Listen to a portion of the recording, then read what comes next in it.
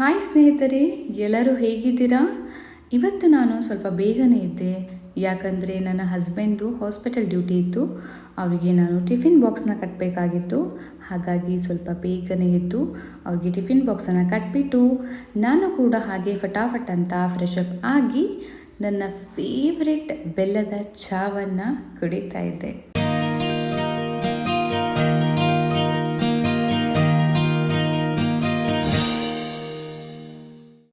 ಹಾಗೆ ನನ್ನ ಹಸ್ಬೆಂಡ್ ಡ್ಯೂಟಿಗೆ ರೆಡಿ ಆಗ್ತಾಯಿದ್ರು.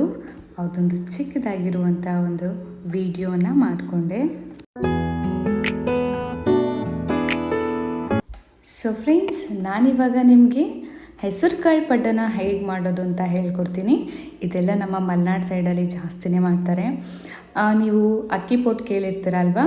ಸೊ ಬಟ್ ನೀವು ಹೆಸರು ಕಾಳು ಪಡ್ಡನ್ನು ನೀವು ತಿಂದಿರಲ್ಲ ಅಂತ ಅಂದ್ಕೊತೀನಿ.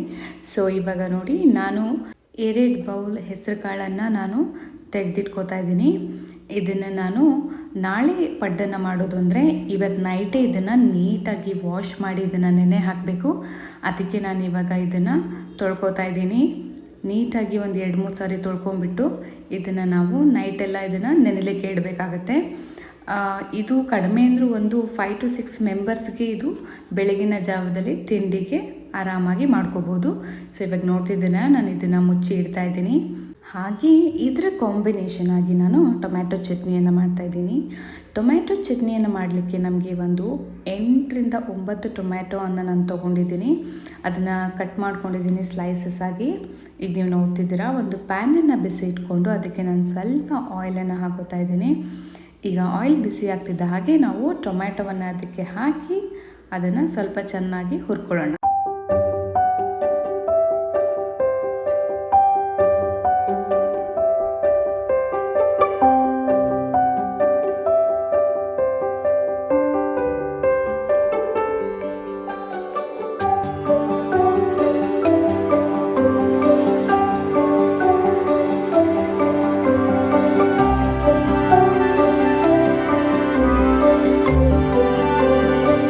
ಈಗ ನೀವು ನೋಡ್ತಾ ಇದ್ದೀರಲ್ವಾ, ಇದರಲ್ಲಿರುವಂಥ ಹಸಿ ಅಂಶ ಎಲ್ಲ ಹೋಗಬೇಕು. ಅಲ್ಲಿವರೆಗೂ ಇದನ್ನು ನಾವು ಹುರ್ಕೋಬೇಕಾಗತ್ತೆ. ಒಂದು ಲಿಡ್ಡನ್ನು ಕ್ಲೋಸ್ ಮಾಡ್ತಾಯಿದ್ದೀನಿ. ಒಂದು 5 ಮಿನಿಟ್ಸ್ ಬಿಟ್ಟು ನೋಡಿದ್ರಲ್ಲ, ಈ ಹದಕ್ಕೆ ಇದು ಬರಬೇಕು. ಚೆನ್ನಾಗಿ ಸ್ಮ್ಯಾಶ್ ಲೆವೆಲ್ಗೆ ಇದು ಆಗಿದೆ. ಸೊ ಇಷ್ಟಾಗಿದ್ದರೆ ಸಾಕು, ಟೊಮ್ಯಾಟೊ ಚೆನ್ನಾಗಿ ಬೆಂದಿದೆ ಅಂತ ಅರ್ಥ. ಸೊ ಈಗ ಇದನ್ನು ನಾವು ಒಂದು ಸೈಡ್ಗೆ ತೆಗೆದಿಟ್ಕೊಳ್ಳೋಣ ಆರಲಿಕ್ಕೆ. ಈಗ ಇದು ಆರಿದೆ. ಸೊ ಇದನ್ನು ನಾನು ಒಂದು ಮಿಕ್ಸಿ ಬೌಲ್ಗೆ ಹಾಕ್ಕೊಂಡಿದ್ದೀನಿ. ಹಾಗೆ 1 ಸ್ಪೂನ್ ಆಗೋಷ್ಟು ಜೀರಿಗೆನ ಇದಕ್ಕೆ ಹಾಕೋತಾ ಇದ್ದೀನಿ. ಹಾಗೆ 1 ಬೆಳ್ಳುಳ್ಳಿ ತೊಗೊಂಡಿದ್ದೆ. ಸೊ ಅದನ್ನು ಕೂಡ ಇದಕ್ಕೆ ಆ್ಯಡ್ ಮಾಡ್ಕೊತಾ ಇದ್ದೀನಿ. 1 ಸ್ಪೂನ್ ಆಗೋಷ್ಟು ಖಾರದ ಪೌಡರನ್ನು ನಾನು ಇದಕ್ಕೆ ಹಾಕೋತಾ ಇದ್ದೀನಿ.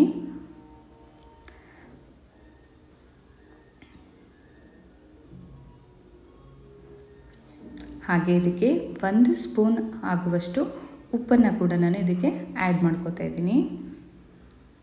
ಹಾಗೆ ಸ್ವಲ್ಪ ಕೊತ್ತಂಬರಿ ಸೊಪ್ಪನ್ನು ಇದಕ್ಕೆ ಹಾಕ್ತಾಯಿದ್ದೀನಿ. ಇದು ತುಂಬಾ ಚೆನ್ನಾಗಿರುತ್ತೆ ಫ್ಲೇವರ್ಗೆ. ಈಗ ಇದನ್ನು ರುಬ್ಕೊಂಡು ಬಂದುಬಿಡೋಣ. ಸೊ ಇವಾಗ ರುಬ್ಬಿದ್ದಾಗಿದೆ.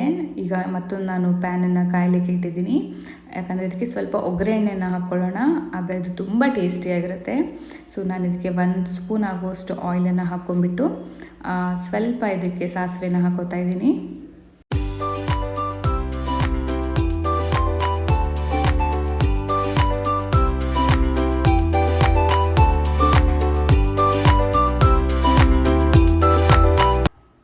ಈಗ ಈ ಸಾಸಿವೆ ಸಿಡಿತಾ ಇದ್ದಾಗೆ ನಾವೇನು ರುಬ್ಬಿಟ್ಕೊಂಡಿದ್ವಲ್ಲ ಆ ಚಟ್ನಿಯನ್ನು ಇದಕ್ಕೆ ಹಾಕ್ಕೊಳ್ಳೋಣ.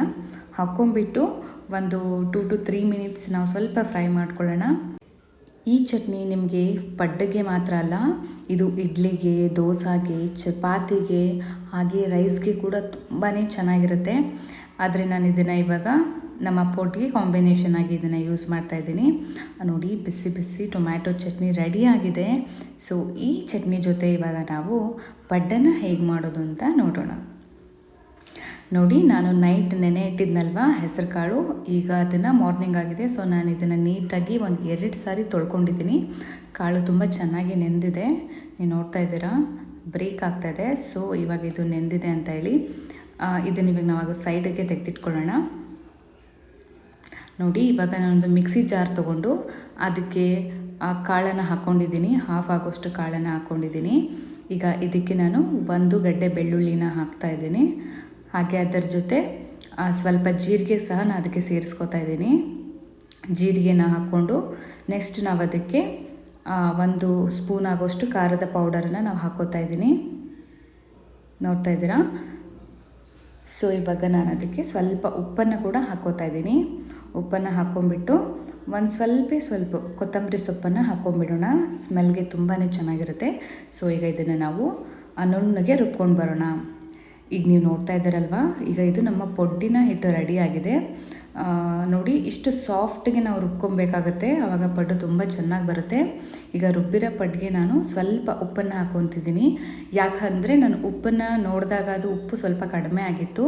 ಹಾಗಾಗಿ ಇನ್ನೊಂದು ಸಾರಿ ನಾನು ಅದಕ್ಕೆ ಉಪ್ಪನ್ನು ಹಾಕ್ಕೊಂಬಿಟ್ಟು ನೀಟಾಗಿ ಕಲಿಸ್ಕೊತಾ ಇದ್ದೀನಿ.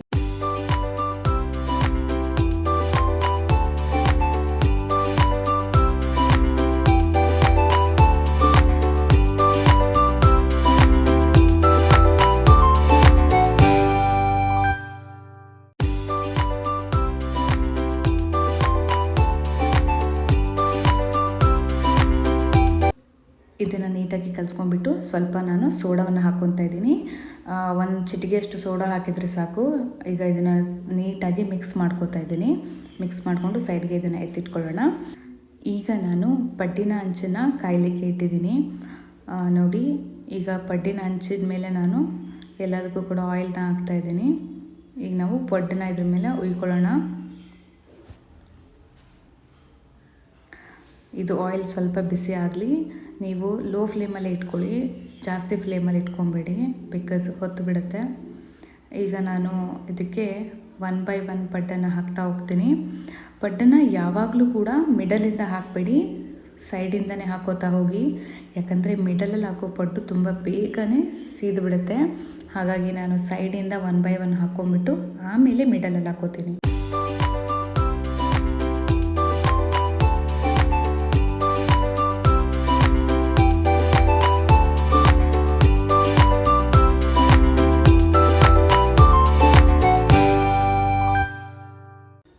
ಈಗ ಇದು ಹಾಕಿದ್ದಾಗಿದೆ. ಇವಾಗ ನಾವು ಇದಕ್ಕೆ ಒಂದು ಲಿಡ್ಡನ್ನು ಕ್ಲೋಸ್ ಮಾಡಿ 1 2 to 3 ಮಿನಿಟ್ಸ್ ಬಿಟ್ಟು ನಾವಿದನ್ನು ಮತ್ತೆ ತಿರುವಾಕೊಳ್ಳೋಣ. ನೀವೀಗ ನೋಡ್ತಾ ಇದ್ದೀರಾ, ನಾನು ಲಿಡ್ಡನ್ನು ಕ್ಲೋಸ್ ಮಾಡಿದೆ. ನೋಡಿ, ಇವಾಗ ನಮಗೆ ಪಡ್ಡು ರೆಡಿಯಾಗಿದೆ. ತುಂಬಾ ಟೇಸ್ಟಿಯಾಗಿರುತ್ತೆ ಪಡ್ಡು. ನಿಜವಾಗ್ಲೂ ನೀವು ಒಂದ್ಸರಿ ಟ್ರೈ ಮಾಡಿ ಹೇಗಿದೆ ಅಂತ ಹೇಳಿ. ಯಾಕಂದರೆ ಹೆಸರು ಕಾಳು ಅಂದರೆ ಅದು ಆರೋಗ್ಯಕ್ಕೆ ತುಂಬಾ ಒಳ್ಳೆಯದು.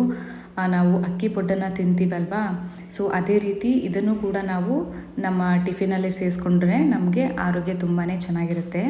ನಾನು ವೀಕ್ಲಿ ಒನ್ಸ್ ಆದರೂ ಈ ಪಡ್ಡನ್ನು ಮಾಡ್ಕೊಂಡು ತಿಂತೀನಿ.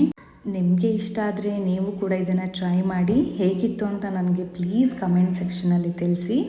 ಹಾಗೆ ಇವಾಗ ಸಂಜೆ ಆಗಿದೆ ನೋಡಿ, ಹುಬ್ಳಿಯಲ್ಲಿ ತುಂಬಾ ಮಳೆ ಬರ್ತಾ ಇದೆ.